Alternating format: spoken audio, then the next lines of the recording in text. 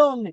ఆ సాంగ్స్ కి పెద్దోళ్ళు కానించి ఎప్పుడో వింటేజ్ వెంకటేష్ గారి ఫ్యాన్స్ ఉంటారు కదా, వాళ్ళు కూడా ఫిదా అయిపోయారు. నిజంగా ఫ్యామిలీస్ తో మొత్తం థియేటర్స్ మారిమోగుతుంది.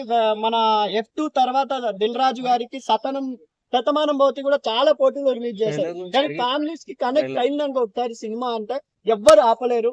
శతమానం భవతి టైంలో మన చిరంజీవి గారు ఉన్నారు, బాలకృష్ణ గారు ఉన్నారు. అయినా ఆ సినిమా అంత హిట్ అయిందంటే ఫ్యామిలీస్ కి కనెక్ట్ అయింది కాబట్టి. ఇది కూడా ఫ్యామిలీ ఓరియంటెడ్.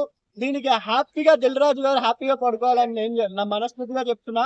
వెంకటేష్ ఫ్యాన్ గా చెప్తున్నా. చాలా బాగా సంక్రాంతికి వస్తున్నామే, ఒక యావరేజ్ అయినా 2.5 గంటలు మన ఫ్యామిలీతో మన పిల్లలతో హ్యాపీగా నవ్వుకునే విధంగా ఉండబోతున్న అనిల్ రావిపూడి గారు చెప్పడం జరిగింది కాబట్టి 100% జెన్యున్ గా ఎటువంటి విమర్శలు లేకుండా కలెక్షన్ అంతా ఇంత పక్కన పెడితే హ్యాపీగా 2.5 గంటలు హ్యాపీగా నవ్వుకునే విధంగా వచ్చిన ఈ మధ్యకాలంలో ఏ సినిమా లేదు. నేను గ్యారంటీగా చెప్తున్నా. ఓటీటీలో కూడా ఎక్కువ ఇది హింస ఎక్కువ అయిపోయింది.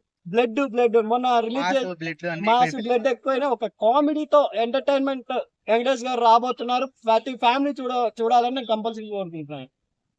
సంక్రాంతికి వస్తున్న మూవీలో చాలా సాంగ్స్ వచ్చాయి కదా, మీకు ఫేవరెట్ అయిన సాంగ్ ఏంటి? గోదావరి గట్టు.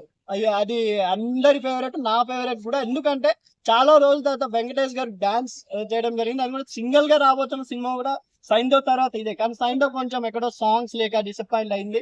ఈ సినిమాలో అది కాకుండా చాలా మంది మీరు ఆ సాంగ్ యూట్యూబ్ కామెంట్ లో కూడా చూడండి, సౌందర్య గారిని చూసినట్టే ఉంది, ఐశ్వర్య రాజేష్ గారిని అంటున్నారు. అంటే వెంకటేష్ గారు సౌందర్య కాంబినేషన్ మనకు జయమ్మనేద్ర కానీ రాజా కానీ చాలా సినిమాలు చాలా హిట్ అయినాయి కాబట్టి, పవిత్ర బంధం, ఇంట్లో ఇల్లాలు, వంటింట్లో ప్రియాలు, ఆ జోనర్ లో మన ఐశ్వర్య రాజేష్ కూడా పక్కా తెలుగు అమ్మాయి. కానీ ఆమె చెన్నైలో ఆమె ఎక్కువ సినిమాలు హిట్ అవ్వడం వల్ల చెన్నైలో ఫేమస్ అయ్యారు. అదే ఫస్ట్ టైం మనకి మంచి ఒక పెద్ద హీరో పక్కన మంచి క్యారెక్టర్ పడింది. దిల్ రాజు గారు కూడా నిన్న ఆయన జడ్జ్ చేశారంటే 100% అది అయినట్టే. ఐశ్వర్య రాజేష్ గురించి చెప్పారు దిల్ రాజు గారు. ఈమె నిజంగా ఈ సినిమా తర్వాత ఐశ్వర్య రాజేష్ గురించి చాలా మంది మాట్లాడతారు.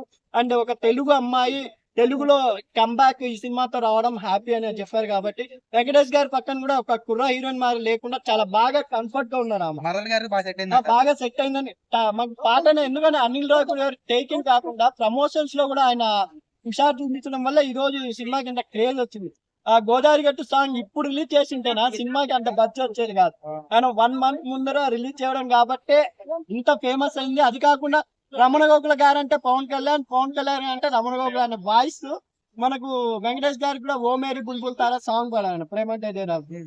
ఈ సాంగ్ కంబ్యాక్ కావడం ఆయనకు కూడా, ఆయన నిజంగా నిన్న అనిల్ రావిపూడి ఇంటర్వ్యూలో చెప్పడం జరిగింది. నాకు ఈ సాంగ్ రీచ్ విధానం, నన్ను గోదావరి గట్టు ఇంత హిట్ అయిందంటే నేను ఇంకా తెలుగులో కంటిన్యూగా పాటలు పాడతానేమో అని చెప్పడం జరిగిందంటే ఆయన తెలుగు వాళ్ళు అంత ఫోన్ చేస్తున్నారు రమణ గోకుల్ గారు. ఎందుకంటే